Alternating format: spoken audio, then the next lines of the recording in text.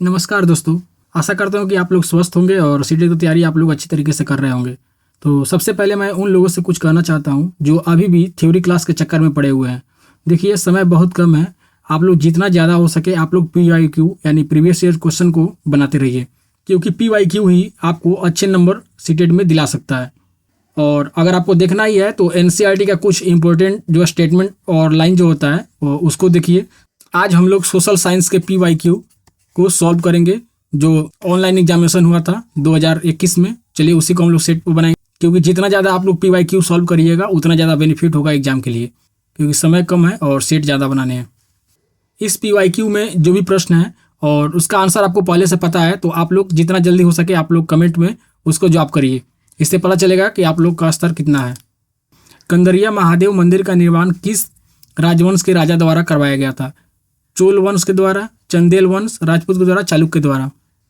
देखिए, कंदरिया महादेव मंदिर का जो निर्माण है वो चंदेल वंश के राजाओं के द्वारा करवाया गया था और राजा धंगदेव के द्वारा 999 ईस्वी में करवाया गया था। तो इसका करेक्ट आंसर ऑप्शन 2 हो जाएगा। चलिए नेक्स्ट क्वेश्चन की ओर बढ़ते हैं। समय हम लोग ज़्यादा नहीं देंगे इसमें। अगला क्वेश्चन है, ये सब PYQ है, प्रीवियस ईयर क्वेश्चन का है, ये बहुत इंपॉर्टेंट है। आप लोग केवल और केवल PYQ बनाइए और टैग वर्ड वाला भी आप लोग क्लास देख लीजिएगा, क्योंकि बहुत ही महत्वपूर्ण है। उसका लिंक मैं वीडियो के लास्ट में दे दूंगा। आप मध्य भारत के, आप लोग आंसर कमेंट में बता दीजिए मुझसे पहले, प्राचीनतम कृषि क्षेत्रों पर परियोजना कार्य की तैयारी कर रहे हैं। आप छात्रों को निम्न में से किस क्षेत्र के बारे में जानकारी प्राप्त करने के लिए कहेंगे? जयंती पहाड़िया, बिंद पहाड़िया, अरावली पहाड़िया, किरथर पहाड़िया। देखिए, इस प्रश्न का सही आंसर हमारा हो जाएगा बिंद पहाड़िया, क्योंकि बिंद पहाड़िया मध्य भारत में स्थित है। जयंती पहाड़िया जो है भारत के पूर्वोत्तर क्षेत्र में है और अरावली पहाड़िया भारत के पश्चिमोत्तर क्षेत्रों में। किरथर पहाड़िया सिंध क्षेत्र में है, पाकिस्तान में। तो इसलिए इस प्रश्न का सही आंसर हो जाएगा बिंद पहाड़िया। चलिए अगला क्वेश्चन देखते हैं। अगला क्वेश्चन है, मुझसे पहले आप लोग आंसर बता दिए। मुगल अपने मंगोल वंशीय संबंधता के स्थान पर तैमूर वंशीय संबंधता पर ज़्यादा बल देते थे, क्योंकि वे अपने पितृवंशीय संबंधता को ज़्यादा वरीयता देना चाहते थे। तैमूर वंशियों ने मंगोलों को हराया था। मंगोल उज्बेकों से संबंधित थे कि तैमूर वंश कवियों और चित्रकारों को संरक्षण दिया करते थे। देखिए, इस प्रश्न को मैं आपको दूसरे पेज पर ले चलता हूँ और वहाँ पे आपको समझाता हूँ।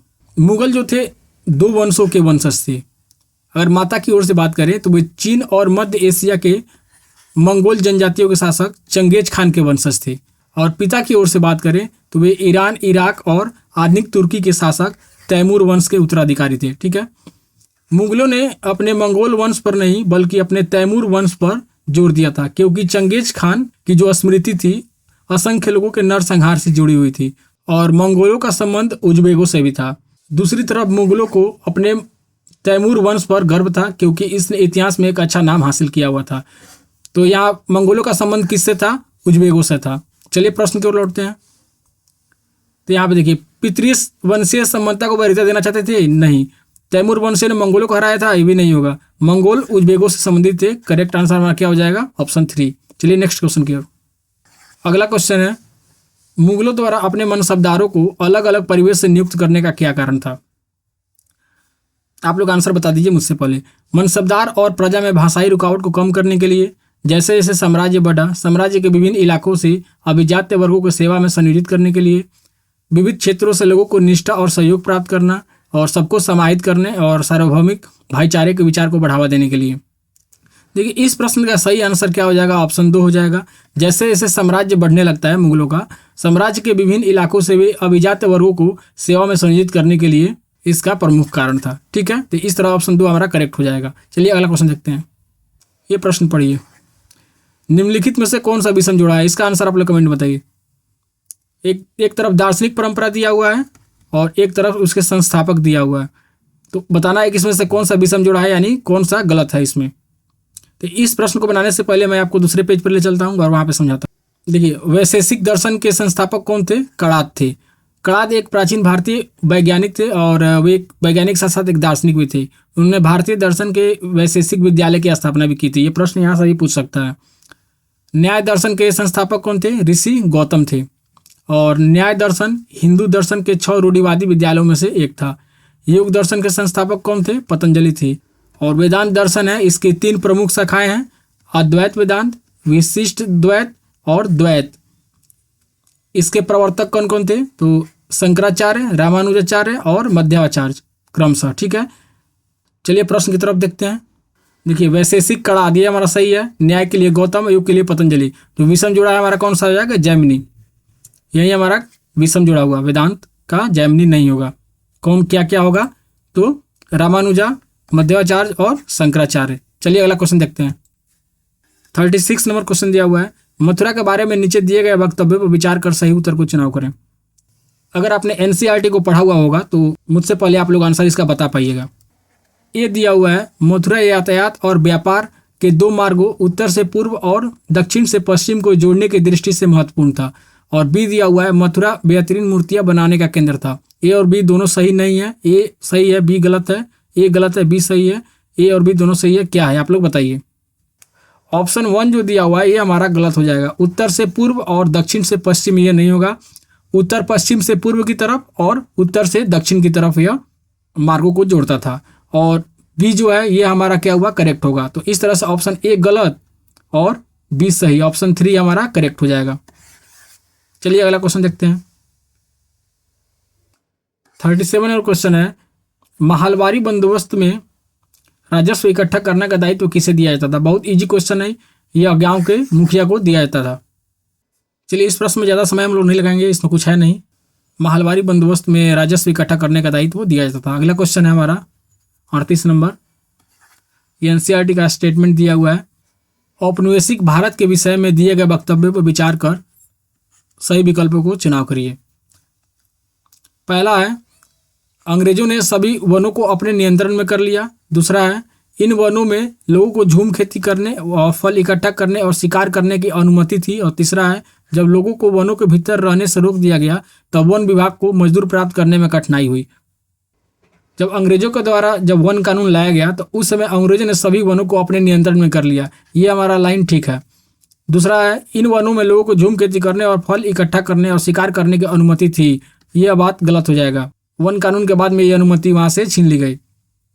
जब लोगों को वनों के भीतर रहने से रोक दिया गया तब वन विभाग को मजदूर प्राप्त करने में कठिनाई हुई। ये लाइन हमारा सही है, क्योंकि जब आदिवासी वन से निकाल दिए गए तो वन विभाग को मजदूर प्राप्त करने में काफ़ी कठिनाई हुई। वो दूसरे क्षेत्रों से जाकर उनको मजदूर को बुलाना पड़ता था। तो इस तरह से ऑप्शन ए और ऑप्शन सी हमारा सत्य हो जाएगा। ऑप्शन ए और सी, ऑप्शन 3 हमारा सत्य हो जाएगा।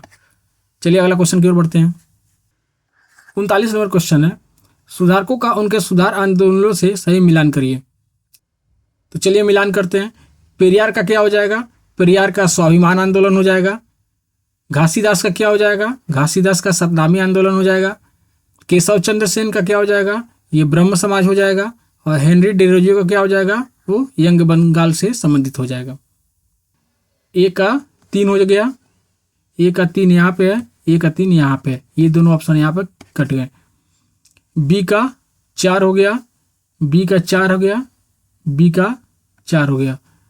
सी का 1 हो गया, सी का यहाँ पे ये हमारा कैंसिल हो गया। ये हमारा क्या हो जाएगा? ऑप्शन 2 करेक्ट हो जाएगा। चलिए अगला क्वेश्चन की ओर देखते हैं। अगला क्वेश्चन है, उस सामाजिक सुधार संगठन को चिन्हित करें जिसके द्वारा औपनिवेशिक शासन के दौरान जाति उन्मूलन पर मुख्य रूप से ध्यान दिया गया था। एशियाटिक सोसाइटी, भारत धर्म महामंडल, सनातन धर्म सभा, सिंह सभा। तो इस प्रश्न का हमारा सही आंसर हो जाएगा सिंह सभा। ठीक है, चलिए अगला क्वेश्चन की ओर देखते हैं। अगला प्रश्न है, ईसाई या क्रिश्चियन मिशनरी जो है अपने विद्यालय के माध्यम से डैश कर पाए या दे पाए। चलिए ऑप्शन देखते हैं। सभी जनजाति समूहों और जातियों में समानता और न्याय के विचारों को लागू करना, तो ये नहीं होगा। जातीय रीति रिवाजों के विरोध में जन आंदोलनों का गठन करना, ये भी नहीं होगा। अगला ऑप्शन है, जिन्हें अस्पृश्य समझा जाता था उन्हें काम के अवसर देना, ये भी नहीं होगा। बदलती हुई दुनिया के लिए बच्चों को कुछ साधनों के साथ तैयार करना, ये ऑप्शन हमारा सही हो जाएगा। ऑप्शन 4 हमारा करेक्ट हो जाएगा। चलिए अगला क्वेश्चन देखते हैं। जो समझाने वाला होगा वहाँ पे हम लोग एक्सप्लेन करेंगे, और जो फैक्चुअल होगा उसको समय हम लोग नहीं देंगे क्योंकि समय कम है और ज़्यादा प्रैक्टिस करना है। ये क्वेश्चन देखिए, इसमें थोड़ा आपको समझना पड़ेगा। 42 नंबर क्वेश्चन है, ऑल इंडिया मुस्लिम लीग के विषय में इन वक्तव्यों पर विचार कर सही विकल्प चुनें। पहला ऑप्शन दिया हुआ है, मुस्लिम लीग ने मुसलमानों के लिए अलग निर्वाचिका की मांग की, ये लाइन हमारा ठीक है। मुस्लिम लीग ने बंगाल विभाजन का समर्थन किया था, ये भी लाइन ठीक है। मुस्लिम लीग की स्थापना 1907 में हुए कांग्रेस विभाजन का मुख्य कारण थी, ये हमारा लाइन गलत है। देखिए मुस्लिम लीग के बारे में हम लोग थोड़ा सा यहाँ पे चर्चा कर लेते हैं। देखिए अखिल भारतीय मुस्लिम लीग की स्थापना 31 दिसंबर 1906 को कहाँ हुआ था? तो ढाका में हुआ था। और इसके संस्थापक कौन थे? तो नवाब सलीमुल्लाह जी थे। ठीक है, यहाँ से ये पहला क्वेश्चन आ सकता है। और दूसरा क्वेश्चन क्या आ सकता है कि इसकी प्रथम अधिवेशन कब हुआ था और कहाँ हुआ था? तो इसके प्रथम अधिवेशन की बात करें, कहाँ हुआ था? तो 1907 में कराची में हुआ था। और इसी अधिवेशन में ये दोनों मांगे की गई थी। तो इस तरह से ऑप्शन ए और ऑप्शन बी हमारा सही है। तो ऑप्शन ए और बी सत्य है, ऑप्शन 3 यहाँ पे करेक्ट हो जाएगा। ठीक है, चलिए अगला क्वेश्चन देखते हैं। प्रश्न है, मध्यमार्गी राष्ट्रीय नेताओं के औपनिवेशवाद के विरोध में संबंधित निम्न वक्तव्यों पर विचार कर सही विकल्प चुनें। पहला दिया हुआ है, मध्यमार्गी नेता जो है अंग्रेजी राज की भाषणों द्वारा आलोचना करते थे और अपने प्रतिनिधियों को जनता को संगठित करने के लिए देश के विभिन्न भागों में भेजते थे। बी दिया हुआ है, मध्यमार्गी नेताओं के विचार में अंग्रेज स्वतंत्रता और न्याय के विचारों का आदर करते थे और अतः वे भारतीयों की न्यायोचित मांगे मान लेंगे। देखिए भारतीय स्वतंत्रता संग्राम में 1885 से लेकर 1905 तक कांग्रेस का उदारवादी चरण माना जाता है। देखिए उदारवादी नेता ब्रिटिश शासन की अन्यायपूर्ण रवैये को समाप्त करने के लिए उन्होंने समाचार पत्र प्रकाशित करवाए, लेख लिखे और उसमें दिखाया कि कैसे ब्रिटिश शासन देश की आर्थिक बर्बादी की ओर ले जा रहा है। देखिए ऑप्शन ए और ऑप्शन बी हमारा दोनों सही है, क्योंकि मध्यमार्गी नेता जो है अंग्रेजी राज के खिलाफ भाषणों द्वारा आलोचना करते थे और अपने प्रतिनिधियों को जनता को संगठित करने के लिए देश के विभिन्न इलाकों में भेजते थे। और मध्यमार्गी नेताओं का विचार था कि अंग्रेज स्वतंत्रता और न्याय के विचारों का आदर करते हैं, तो इसलिए अगर भारतीय स्वतंत्रता के लिए अपने मांग को मांगे तो वो मान लेंगे। तो इस तरह से हुआ नहीं। तो इस तरह से ऑप्शन ए और बी सत्य है और बी ए की सही व्याख्या करता है। ऑप्शन ए हमारा करेक्ट हो जाएगा। चलिए अगला क्वेश्चन देखते हैं। अगला क्वेश्चन है, भारत का संविधान कब लागू किया गया था? देखिए यहाँ पे काफ़ी कन्फ्यूजन हो जाता है, 1949 और 1950 में। ये दोनों ऑप्शन यहाँ पे हटा दीजिए, इन्हीं दो ऑप्शन में काफ़ी कन्फ्यूजन रहता है। तो चलिए इस कन्फ्यूजन को दूर करते हैं। अगर लागू करने की बात बोले तो 26 जनवरी 1950 हो जाएगा, और कब स्वीकार किया गया तो 26 नवंबर 1949। तो इन दोनों में कन्फ्यूजन मत होइएगा, तो इसलिए इस प्रश्न का सही आंसर हमारा 1950 हो जाएगा। अगला क्वेश्चन देखते हैं।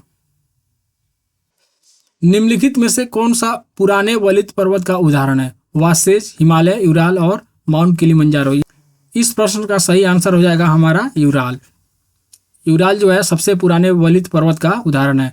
हिमालय युवा वलित पर्वत है, वासेज एक भ्रंशोत्त पर्वत है, और यूराल पर्वत जो है रूस में स्थित है। चलिए अगला क्वेश्चन देखते हैं। अक्षांश के संदर्भ में कौन सा कथन सही है? आइए देख लेते हैं पहले अक्षांश रेखा क्या होता है। ग्लोब हो गया, ये भूमध्य रेखा हो गया, ये सभी क्या हो गए? अक्षांश रेखाएं हो गए। ठीक है, ये 0 डिग्री हो गया भूमध्य रेखा। अक्षांश एक काल्पनिक वृत्ताकार रेखा है जिसकी त्रिज्या विविध है। एक लाइन जो है हमारा सही है, क्योंकि अक्षांश एक काल्पनिक रेखा ही होती है। दूसरा है, अक्षांश समय की पहचान करने के लिए अति महत्वपूर्ण है। देखिए अक्षांश जो है समय की पहचान करने के लिए नहीं, बल्कि देशांतर जो होता है समय की पहचान करने के लिए जरूरी होता है। तो इसलिए ये हमारा लाइन क्या हुआ? गलत हो गया। अक्षांशों को अंशों में मापा जाता है, ये लाइन हमारा ठीक है। अक्षांश जो होते हैं अंशों में मापा जाता है। अगला है, विषुवत वृत्त से दोनों तरफ ध्रुवों के बीच की दूरी पृथ्वी के चारों ओर के वृत्त का 1/4 है। ये भी बात सही है। तो इसलिए कौन कौन सा हमारा कथन सही हो जाएगा? ए, सी, डी। ए, सी और डी, ऑप्शन 3 हमारा सही हो जाएगा। अगला क्वेश्चन जो बहुत महत्वपूर्ण है, इसको VVI कैटेगरी में रखिए। पढ़िए क्वेश्चन को। कर्क रेखा, जिनको आंसर पता होगा मुझसे पहले आप लोग कमेंट में बताइए। कर्क रेखा निम्नलिखित में से कौन से क्षेत्रों से गुजरती है? अरावली श्रृंखला, बृंद श्रृंखला, पश्चिमी घाट, दक्कन का पठार। इसमें से बहुत सारे प्रश्न बनते हैं। आइए इसे एक मैप के माध्यम से समझते हैं। देखिए क्वेश्चन में दिया हुआ है कौन से क्षेत्रों से गुजरती है और किस किस राज्यों से गुजरती है। 2 क्वेश्चन बन जाएगा यहाँ से, और किस राज्य को ज़्यादा कवर करता है, किस राज्य को कम कवर करता है कर्क रेखा, ये भी प्रश्न बनता है। आइए सबसे पहले हम देख लेते हैं कि किन किन क्षेत्रों से गुजरती है, उसके बाद राज्य को देखेंगे। सबसे पहले हम देख लेते हैं कर्क रेखा कहाँ पे स्थित है। कर्क रेखा यहाँ पे है, देखिए यहाँ पे कर्क रेखा जा रही है।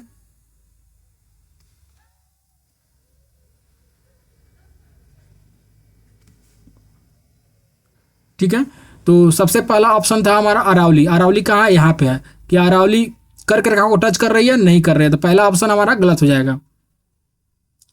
दूसरा ऑप्शन दिया हुआ है विंध्य श्रृंखला। विंध्य श्रृंखला कहाँ है? तो देखिए यहाँ पे है विंध्य श्रृंखला। क्या यह टच कर रही है? तो हाँ, ये विंध्य श्रृंखला टच कर रही है। अगला ऑप्शन दिया हुआ था हमारा पश्चिम घाट। पश्चिमी घाट कहाँ है? ये रहा हमारा पश्चिमी घाट। ये टच कर रहा है? तो नहीं, ये भी हमारा ऑप्शन नहीं होगा। और चौथा ऑप्शन दिया हुआ था दक्कन का पठार। ये हमारा दक्कन का पठार हो गया। क्या यह टच कर रहा है? तो नहीं, ये भी हमारा ऑप्शन गलत हो जाएगा। तो करेक्ट ऑप्शन हमारा क्या हो जाएगा? विंध्य श्रृंखला। इसलिए हमारा करेक्ट ऑप्शन क्या हो जाएगा? विंध्य श्रृंखला हमारा राइट आंसर हो जाएगा। आइए और देख लेते हैं और किस किस तरह से प्रश्न पूछता है। यहाँ पे प्रश्न पूछ लेगा कि किन किन राज्यों से होकर गुजरती हैं या कितने राज्यों से होकर गुजरती है। अगर पूछ दे कितने राज्यों से होकर गुजरती है तो 8 राज्यों से होकर गुजरती है। यहाँ पे आप लोग काउंट कर लीजिएगा। और किस किस राज्यों से होकर गुजरती है तो उसको याद करने के लिए ट्रिक है मित्र पर गमछा झार। मी से मिजोरम, त्र से त्रिपुरा, प से पश्चिम बंगाल, र से राजस्थान, ग से गुजरात, म से मध्य प्रदेश, छ से छत्तीसगढ़ और झा से झारखंड। इसको याद करने का ट्रिक है मित्र पर गमछा झार। अगर तीसरा क्वेश्चन यहाँ पे पूछ ले कि किस राज्यों में सबसे ज़्यादा और किस राज्य में सबसे कम कर्क रेखा पड़ता है। अगर पूछ दे कि सबसे ज़्यादा कर्क रेखा किस राज्य से होकर गुजरती है तो उसका आंसर हो जाएगा मध्य प्रदेश और सबसे कम तो राजस्थान। तो इस तरह का प्रश्न यहाँ पे आपको मिल सकता है। चलिए अब देखते हैं अगला क्वेश्चन। देखिए अगला क्वेश्चन कैलकुलेशन पर आधारित है। थोड़ा इसमें कैलकुलेशन करना होगा। भारत ग्रीनविच के पूर्व में 82.5 डिग्री पूर्व में स्थित है। जब लंदन के शाम के 4 बज रहे होंगे तो भारत में क्या समय होगा? यही पूछा हुआ है। देखिए इस प्रश्न को हम लोग 2 तरीकों से बना सकते हैं। एक डायरेक्ट बना सकते हैं और एक लॉन्ग फॉर्म में बना सकते हैं। तो डायरेक्ट बनाने के लिए हम क्या करेंगे, जो यहाँ पे देशांतर दिया रहता है उसमें हम क्या करेंगे 4 से गुना कर देंगे। कोई भी यहाँ पे दिया रहा है उसमें 4 से हम डायरेक्ट गुना कर देंगे। तो चलिए बना कर देखते हैं और उसके बाद लॉन्ग वाला भी बना लेंगे। याद रखिएगा 4 से गुना करना है केवल। तो 82 डिग्री 30 मिनट है। यहाँ पे जो दिया रहता है इस तरह से ये 30 मिनट हुआ। तो इस तरह से ये हो गया हमारा 82 डिग्री और 30 मिनट, यानी 60 मिनट का 1 घंटा होगा, 30 मिनट का आधा घंटा हुआ, यानी आधा हुआ तो 0.5 में लिखेंगे और इसको हम लोग 4 से गुना कर देंगे। और यहाँ पे दशमलव है तो दशमलव यहाँ पे निकाल देंगे। 330 मिनट आया। इस 330 मिनट को क्या करेंगे हम घंटे में कन्वर्ट कर देंगे। तो इसके लिए हम 60 से डिवाइड कर देंगे। ये कट किया जाएगा कितना 5.5। ये 5.5 किया हुआ, ये आवर्स हुआ 5.5। 5.5 को हम लोग ऐसे लिख सकते हैं 5:30। ठीक है, ये हमारे यहाँ से समय निकल कर आ गया। अब इस समय को हम लोग क्या करेंगे, यहाँ पे जो समय दिया रहेगा उसी समय में हम लोग ऐड कर देंगे। तो 5:30 है, तो यहाँ पे 5:30 है और समय दिया हुआ है शाम के 4 बजे होंगे। तो इस 4 को हम लोग घंटे के नीचे रख देंगे और मिनट के नीचे खाली है, इसको हम लोग यहाँ पे ऐड कर देंगे। 9:30 बज जाएगा यहाँ पे। तो इस तरह से 9:30 बजे, अब रात्रि होगा दिन होगा यहाँ से डिसाइड कर लेंगे। जब यहाँ पे शाम दिया हुआ है तो ये भी शाम हो जाएगा। ठीक है, तो शाम के 9:30 बजे इसका करेक्ट आंसर क्या हो जाएगा? ऑप्शन 2 हमारा करेक्ट हो जाएगा। अब चलिए इस पे भी हम लोग चर्चा कर लेते हैं कि यहाँ पे 4 से ही गुना क्यों करते हैं। हम लोग जानते हैं कि पृथ्वी जो है 24 घंटे में 360 डिग्री का कोण बना लेती है। तो जब 24 घंटे में 360 डिग्री तो 1 घंटे में कितना 360/24, ये निकल करके आ जाएगा 15 डिग्री। 1 घंटे में कितना डिग्री का कोण बना ले रही है? 1 घंटे में 15 डिग्री का कोण बना ले रही है। ठीक है, अब आइए यहाँ पे हम लोग जानते हैं कि 1 घंटा बराबर कितना होता है 60 मिनट। तो 60 मिनट में 15 डिग्री का कोण बना रही है, सेम बात हुआ। 15 डिग्री का कोण बनाती है 60 मिनट में, इसलिए 1 डिग्री का कोण बनाएगी कितने मिनट में? तो 60/15 बराबर 4 मिनट में। इस तरह से 1 डिग्री का कोण कितने मिनट में बनाएगी? तो 4 मिनट में बनाएगी। तो यही हमारा जो 4 होता है, जो भी देशांतर दिया रहता है उसमें हम लोग डायरेक्ट गुना कर देते हैं। तो इस तरह से ये होगा और इस प्रश्न का सही आंसर हमारा क्या हो जाएगा? ऑप्शन 2। चलिए अगला क्वेश्चन देखते हैं। वनस्पति के संदर्भ में निम्नलिखित कथनों पर विचार करें और सही विकल्प का चुनाव करिए। पहला है वनस्पति की वृद्धि जो होती है तापमान और नमी पर निर्भर करती है। ये हमारा लाइन बिल्कुल सही है, क्योंकि वृद्धि जो होती है तापमान और नमी पर पूर्णतः डिपेंड होती है। आइए अगला ऑप्शन देखते हैं। स्थान की जलवायु मुश्किल से प्राकृतिक वनस्पति को प्रभावित करती है। देखिए यहाँ पे मुश्किल से दिया हुआ है, जबकि हम लोग जानते हैं कि स्थान की जो जलवायु होती है वो प्राकृतिक वनस्पति को पूर्णतः प्रभावित करती है। तो ये लाइन हमारा क्या हुआ, गलत हो गया। मुश्किल दिया हुआ है, ये मुश्किल नहीं होगा। स्थान विशेष पर ढाल एवं मिट्टी की परत की मोटाई जैसे कारक भी होते हैं जो उस स्थान की वनस्पति के प्रकार में योगदान देते हैं। ये भी लाइन हमारा बिल्कुल सही है, क्योंकि ढाल और मिट्टी की परत की मोटाई जैसे कारक भी होते हैं जो वनस्पति के प्रकार में काफ़ी योगदान देते हैं। तो इस तरह से कौन कौन सा सही हुआ, ए और सी हमारा सही हो गया, बी गलत हो गया। तो ए और सी यहाँ पे दोनों सही है, ऑप्शन 3 हमारा करेक्ट हो जाएगा। चलिए अगला क्वेश्चन देखते हैं। देखिए फैक्चुअल क्वेश्चन है, इसमें हम लोग ज़्यादा समय नहीं लगाएंगे। निम्नलिखित में से किसे फलों की कृषि कारण विश्व का फल उद्यान कहा जाता है? इंपॉर्टेंट क्वेश्चन है ये। उष्ण कटिबंधीय घास स्थल, तो ये नहीं होगा। अगला है शंकुधारी, ये भी नहीं होगा। भूमध्य सागरीय प्रदेश, यहाँ ये हमारा सही हो जाएगा, ठीक है। शीतोष्ण सदाबहार, ये भी नहीं होगा। भूमध्य सागरीय प्रदेश हमारा करेक्ट आंसर हो जाएगा। चलिए अगला क्वेश्चन देखते हैं। अगला क्वेश्चन है हमारा, निम्नलिखित कथनों ए और बी पर विचार करें और सही विकल्प का चुनाव करें। हिंद महासागर तट रेखा जो होती है तंतुरित और अनियमित होती है। ये लाइन हमारा गलत हुआ, क्योंकि हिंद महासागर की तट रेखा तंतुरित और अनियमित नहीं होती है। किसकी होती है, तो अटलांटिक महासागर की होती है। तो ये लाइन हमारा गलत हुआ। अगला है, तंतुरित और अनियमित तट रेखा है प्राकृतिक पोताश्रय और पतनों के लिए आदर्श स्थिति होती है। ये लाइन हमारा सही है।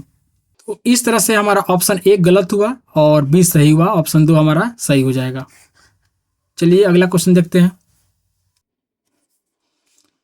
अगला क्वेश्चन दिया हुआ है, दी गई ए और बी के विशेषताओं के आधार पर वायुमंडल की परत का पहचान करिए। देखिए इसका क्लास हम लोगों ने किया हुआ है बहुत अच्छी तरह से, तो उसी पर आधारित यह क्वेश्चन है। पहला दिया हुआ है, इसमें ओजोन गैस की परत पाई जाती है और यह बादलों एवं मौसम संबंधी घटनाओं से लगभग मुक्त होती है। हम लोगों ने पढ़ा हुआ था कि सबसे नीचे वाला जो परत होता है वो क्षोभमंडल होता है और इसी में हम लोग रहते हैं और मौसम संबंधी जितनी घटनाएं होती है सब इसी में मौजूद होती है। और इसके ऊपर की जो सीमा होती है समताप मंडल होती है और इसी मंडल में ओजोन गैस की परत पाई जाती है और यह जो परत होती है मौसम संबंधी घटनाओं से मुक्त होती है। हवाई जहाज उड़ाने के लिए यह परत उपयुक्त होती है। तो इस तरह से इसका सही आंसर क्या हो गया, समताप मंडल, ऑप्शन 2। चलिए अगला क्वेश्चन देखते हैं। देखिए अगला क्वेश्चन है, निम्नलिखित कथनों ए और बी पर विचार कीजिए और सही विकल्प का चुनाव करिए।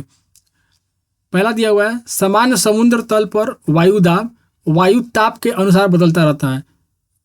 ये लाइन बिल्कुल सही है, क्योंकि वायु दाब जो होता है वायु ताप के ऊपर डिपेंड करता है। वायु ताप जैसे होगा उसी तरह से वहाँ पे दाब भी क्रिएट होगा। अगला है, उच्च ताप वाले क्षेत्र जो होते हैं निम्न दाब क्षेत्र का निर्माण करते हैं। ये भी लाइन हमारा बिल्कुल सही है, क्योंकि अगर मान लीजिए किसी क्षेत्र में अगर तापमान काफ़ी उच्च है, ठीक है, यहाँ पे टेम्परेचर हाई है, तो क्या होगा, यहाँ की जो हवाएं होंगी वो गर्म होंगी और गर्म होकर वो ऊपर चली जाएंगी और ये स्थान रिक्त हो जाएगा, जिससे यहाँ पे दाब जो होता है वो काफ़ी कम हो जाता है। तो इस तरह से उच्च ताप वाले जो क्षेत्र होते हैं वहाँ पर दाब क्या होता है, एकदम निम्न हो जाता है। तो इस तरह से ऑप्शन ए हमारा करेक्ट हो जाएगा। ए और बी दोनों सही है और बी ए की सही व्याख्या करता है। ऑप्शन ए हमारा करेक्ट हो जाएगा। यहाँ पे थोड़ा सा एक चीज़ समझ लीजिए। आइए इस कंसेप्ट को और थोड़ा क्लियर कर लेते हैं, क्योंकि ज़रूरी नहीं है कि प्रश्न यहीं दे। अगर हवाएं यहाँ पे गर्म होंगी, अगर हवाएं इस क्षेत्र में गर्म होंगी तो वो कहाँ जाएंगी, ऊपर जाएंगी। तो ये क्षेत्र क्या हो जाएगा, रिक्त हो जाएगा। ठीक है, ये क्षेत्र क्या हो जाएगा, रिक्त हो जाएगा, क्योंकि ये हवाएं गर्म होकर ऊपर जाएंगी और जो आसपास की जो ठंडी हवाएं होंगी वो ठंडी हवाएं कहाँ आएंगी, इस जगह को भरने के लिए आएंगी। इस तरह से हवाएं चलने लगती हैं और पवन चक्र का निर्माण होता है। और जहाँ ठंडी हवाएं होती हैं वहाँ का दाब कैसा होता है, उच्च होता है, और जहाँ गर्म हवाएं होती हैं वहाँ का दाब कैसा होता है, निम्न होता है। आइए यहाँ पे इसको मैं लिख देता हूँ, इसको आप लोग देख लीजिएगा। निम्न दाब और उच्च दाब।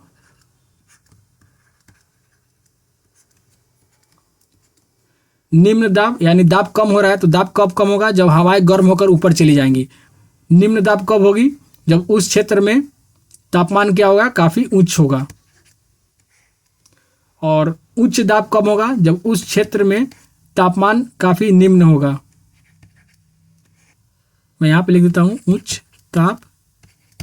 ठीक है, यह दोनों एक दूसरे का ऑपोजिट होते हैं। जैसे निम्न दाब तो उच्च ताप, उच्च दाब तो निम्न ताप। ठीक है, इसको आप लोग याद कर लीजिएगा या स्क्रीनशॉट करके रख लीजिएगा। चलिए अगला क्वेश्चन देखते हैं। क्वेश्चन बहुत ईजी है। स्टील पर मकान क्यों बनाए जाते हैं? ये देखने में अच्छे लगते हैं और कम लागत में बन जाते हैं? बिल्कुल नहीं। ये पहाड़ी क्षेत्रों के लिए काफ़ी उपयुक्त होते हैं? ये भी हमारा नहीं होगा। ये वर्षा ऋतु में घरों को जल जमाव से बचाते हैं? हाँ, ये हमारा करेक्ट हो जाएगा। ये गर्मी को बाहर रखते हैं, ठंडे होते हैं? ये भी नहीं होगा। ये अक्सर उन क्षेत्रों पर बनाया जाता है जहाँ काफ़ी ज़्यादा बारिश होती है, तो घरों को जल जमाव से बचाने के लिए स्टील पर मकान बनाए जाते हैं। इस तरह के मकान असम के क्षेत्रों में काफ़ी देखने को मिलता है। चलिए अगला क्वेश्चन देखते हैं। देखिए अगला क्वेश्चन दिया हुआ है, अच्छी स्वास्थ्य सेवाओं के कारण बाल मृत्यु दर घट रही है और छोटी आयु पर बचने की दर में वृद्धि हो रही है। ऐसी दशा में जनसंख्या का पिरामिड का रूप क्या होगा? यही पूछा हुआ है। मान लीजिए कि बाल मृत्यु दर घट रही है, यानी बालक जो होते हैं वो अब काफ़ी ज़्यादा जीवित रह रहे हैं। तो जब ज़्यादा जीवित रहेंगे तो नीचे का आधार चौड़ा होगा और छोटी आयु पर बचने की दर में वृद्धि हो रही है, और जो छोटे बच्चे होते हैं उनमें बचने की वृद्धि भी बढ़ रही है। तो हमारा आधार क्या हो जाएगा? चौड़ा हो जाएगा। तो इसी पर पूछा हुआ है कि जनसंख्या का पिरामिड किस रूप में होगा? आधार चौड़ा होगा, तो ये बात तो सही है। युवा आयु वर्ग में चौड़ा होगा, ये भी बिल्कुल सही है। उल्टा त्रिभुजाकार होगा। उल्टा त्रिभुजाकार कैसे? ऐसे। ये हमारा क्या हुआ? गलत हो जाएगा। क्यों गलत हो जाएगा? उल्टा त्रिभुजाकार यहाँ पे नहीं होगा क्योंकि इसमें बच्चे जो हैं कम जीवित बच रहे हैं, तो इस तरह से यहाँ पे नहीं दिया हुआ है। तो इस तरह से हमारा ऑप्शन ए और बी सही हो जाएगा। केवल ए और बी सही है, ऑप्शन एक हमारा सही हो जाएगा। तो आज हम लोग इतना ही प्रश्न रहने देते हैं और नेक्स्ट क्लास में और हम लोग PYQ को सॉल्व करेंगे। आप लोग की परीक्षा काफ़ी नज़दीक है और आप लोग किसी भी थ्योरी क्लास के चक्कर में मत पड़िए। आप लोग केवल PYQ यानी प्रीवियस ईयर क्वेश्चन को बनाते रहिए। उसके अलावा अगर आपको समय मिलता है तो NCERT का स्टेटमेंट जो इंपॉर्टेंट होगा उसको आप लोग देखते रहिएगा। इसके अलावा आप लोग को कुछ नहीं करना है। और इसके पहले मैंने इंपॉर्टेंट टैग वर्ड का कुछ क्लास कराया हुआ था 2 पार्ट में, उसका लिंक मैं यहीं पर दे दूंगा, आप लोग देख लीजिएगा। क्योंकि टैग वर्ड से बहुत सारे प्रश्न सॉल्व होते हैं, CDP और उसके साथ में जो अन्य सब्जेक्ट का पेडागोजी है उसका भी। तो आप लोग कमेंट करके बताइए आज का क्लास कैसा लगा। चलिए मिलते हैं नेक्स्ट क्लास में।